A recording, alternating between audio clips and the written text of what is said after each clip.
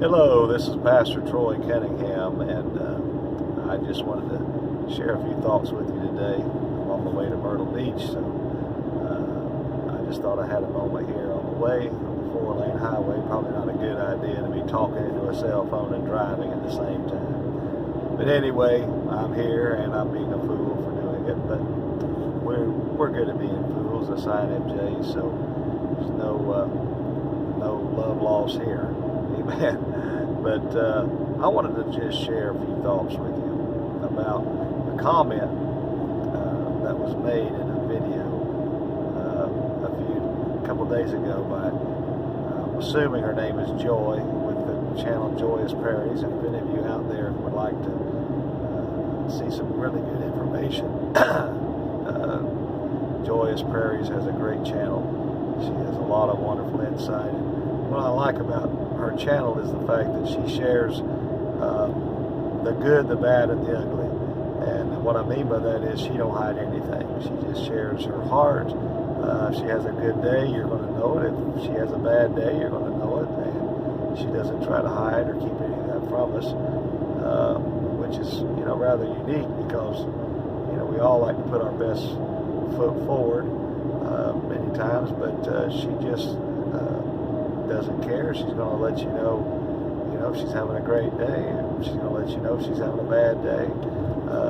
And I appreciate that kind of honesty and forthrightness in her channel. So if you get a chance, check her out. She's excellent.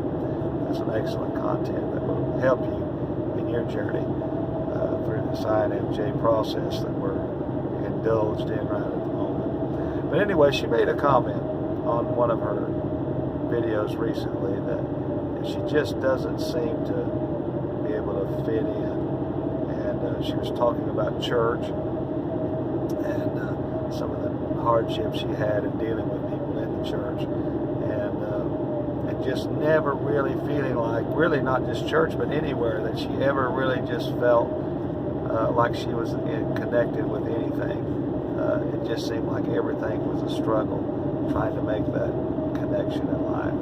And so I want to talk about that disconnect that we feel many times as INFJs, because I know I certainly have felt the same way over the years. In so many circumstances, I have felt completely and totally disconnected, sometimes even from reality, and especially from other people.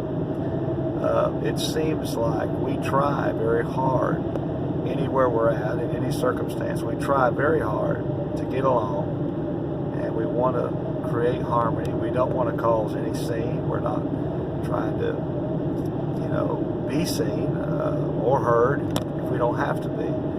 But at the same time, we're forced into situations, and whether it's our job or our relationship with family, friends, we may be doing social work. It could be any number of things. I'm a pastor, so I have to deal with people on a daily basis, and it seems like that when we get involved with different groups, organizations, churches, these kind of things, we feel at first like we're really trying to put our best foot forward. We want to get along with everybody. We desire to just kind of blend in with the crowd. But then after a while, when we begin to notice things that don't add up, we begin to notice, things that trip our intuition and begin to cause us to be suspicious, or, what's going on here, then we will begin to enter our loop phase of introverted thinking and introverted intuition. We will begin to loop around and around our head. Hey, what's going on? What can I do to fix this? How do I get to the bottom of this? Why is this going on? Why did that person say this? Why did they do that? Why are they doing this? Why don't they be real, genuine, authentic? We value that. What's going on? So then we begin to really loop out in our mind, and it's not long we'll gain the courage to say something.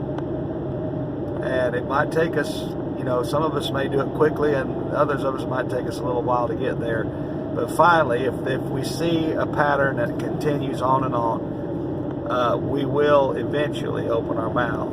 And that's where the rubber meets the road. That's where we normally find ourselves ending up on the outside looking back in, because for whatever reason people don't like us to be honest, forthright, and telling the truth about a situation.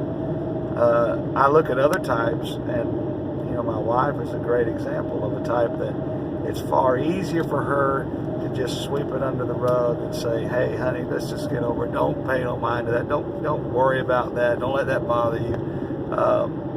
We'll all just get along, go along to get along. And sometimes I envy that. I wished I had the ability to just overlook all these things. And I can overlook some things to a certain level, but when I see that it really affects and bothers a lot of people, or it's really causing trouble with, the whole, like say a church or a business or whatever. I've worked jobs and, seen problems in working environments that would drive me crazy, and I would say something. I'd go to the boss, or I'd say something. Not long ago, I love to eat at Waffle House. I'm a Waffle House fanatic, and I always eat about the same thing every time I go into Waffle House. And I know about every Waffle House all up and down Highway 17, which follows the beach all the way down through South Carolina.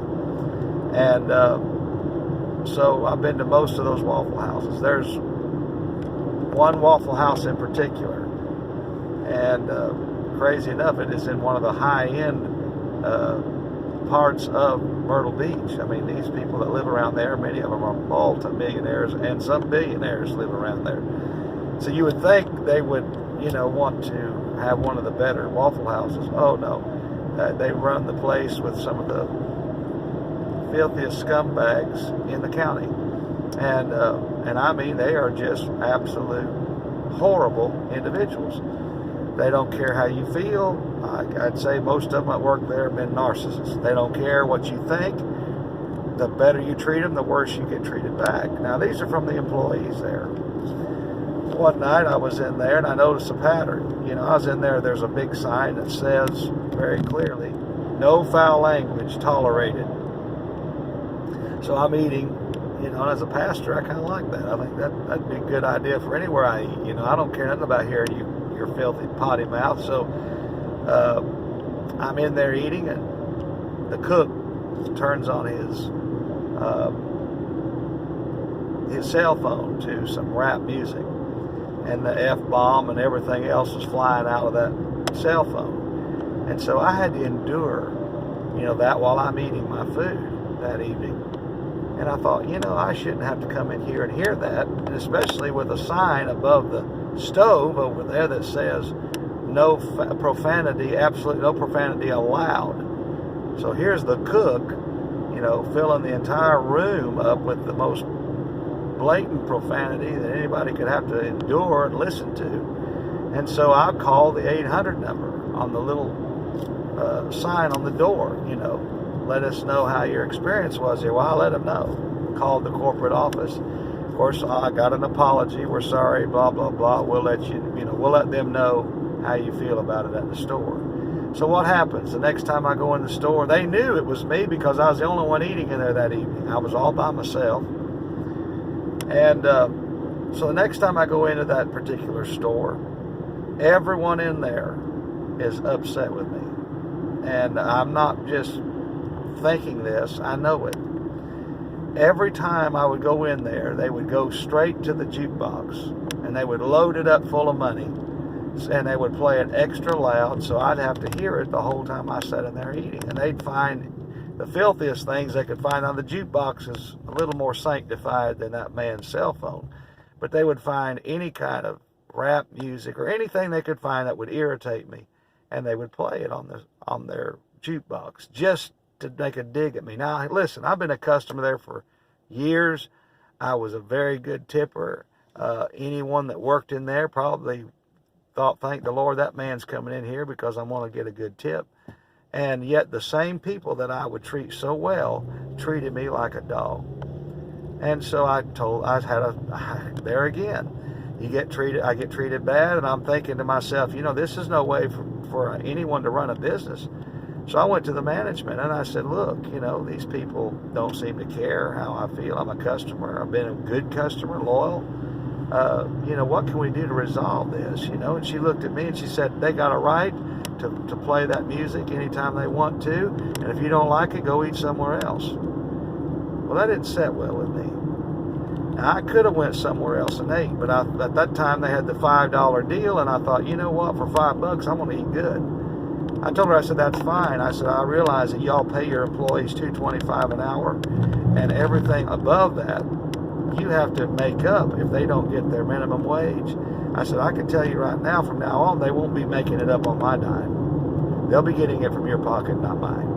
So I began to eat in there without leaving a tip or anything, unless I knew the individual wasn't part of that group that thought they would show me who was boss. Hey, I'm good with that. I just take my cell phone in there. I've got some earplugs. I can plug in gospel music. I can plug in anything I want to. I can, watch a clean, family-oriented movie or film on Netflix. I can do whatever. I don't have to sit there and take their abuse. So I got to eat there very cheap many, many times. And as soon as I would pull in the driveway, they would go straight to the jukebox and just poke it full of money. And I would laugh because I thought, wow, it's costing you something to be a jerk, and it's not costing me anything but $5.40 of tax to eat a really nice meal. And I get to listen to my own music, and I don't have to listen to your garbage because I can drown it out with my earplugs. So, we're all even here. So I enjoyed watching them spend their hard-earned money trying to irritate me, and it just didn't work, And they never did. They never would let it die, because narcissists they can't help themselves. They've just got to be a horse's hind end, and it doesn't matter what you do. They just can't help it.